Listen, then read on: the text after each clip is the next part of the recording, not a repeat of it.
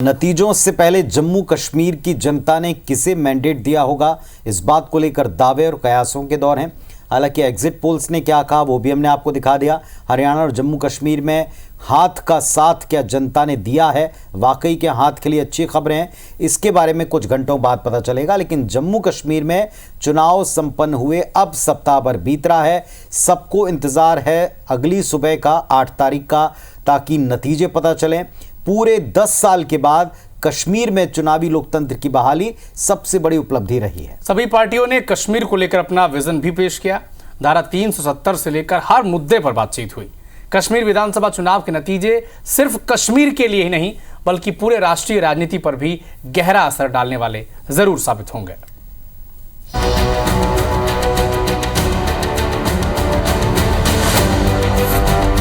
10 साल बाद घाटी में नई सरकार, धारा 370 हटने के बाद किस ओर कश्मीरी।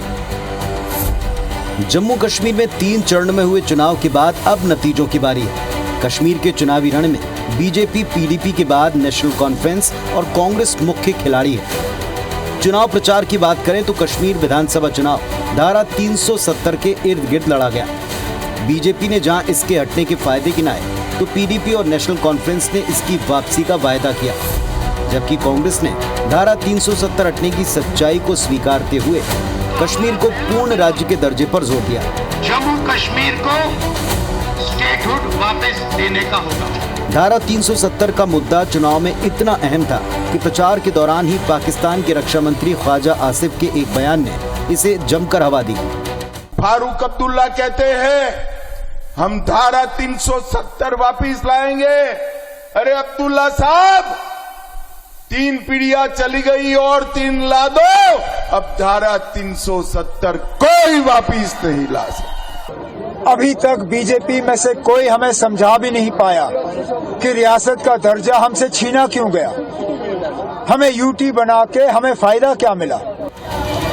जम्मू कश्मीर विधानसभा चुनाव में बेशक धारा 370 की गूंज सर्वाधिक सुनाई पड़ी हो, लेकिन कई और मुद्दे रहे जिस पर सियासी पार्टियों ने वोट मांगे हैं।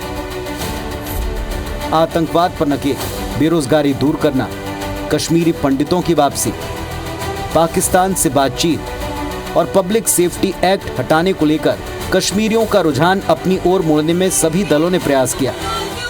देखिए, जम्मू कश्मीर का मसला ऐसा मसला है, आप कितना भी उसमें लोपापोती करेंगे, जब तक ये कांटों की तारें हमारे लोगों के इर्द गिर्द बिछी है तब तक मसला कश्मीर जिंदा है और उसका हल निकालना जरूरी है।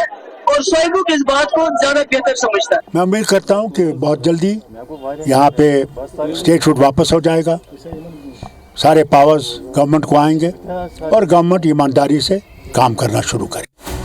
8 अक्टूबर को जब जम्मू कश्मीर विधानसभा चुनाव के नतीजे सामने आएंगे तब हर किसी में ये जानने की उत्सुकता रहेगी कि कश्मीर के लोगों ने अपने वोट के जरिए आखिर क्या मैसेज दिया है।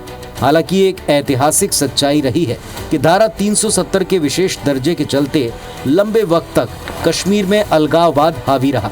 पाकिस्तान ने इसे हवा देने में कोई कसर भी नहीं छोड़ी। वहीं इसके हट जाने के बाद न केवल कश्मीर में आतंकवाद में कमी आई बल्कि पत्थरबाजी की घटनाएं बंद हुई। कश्मीर में पर्यटन बढ़ा और रोजगार के अवसर बढ़ रहे हैं, ये भी देश देख रहा है। Bureau report, IBC 24। तो आपने मुद्दे देखे और मुद्दों पर दावे भी सुन लिए। जम्मू कश्मीर विधानसभा चुनाव में धारा 370 के साथ साथ परिवारवाद भी एक बड़ा मुद्दा रहा और चुनाव में इसका नतीजा कई सियासी परिवारों का भविष्य तय कर देगा।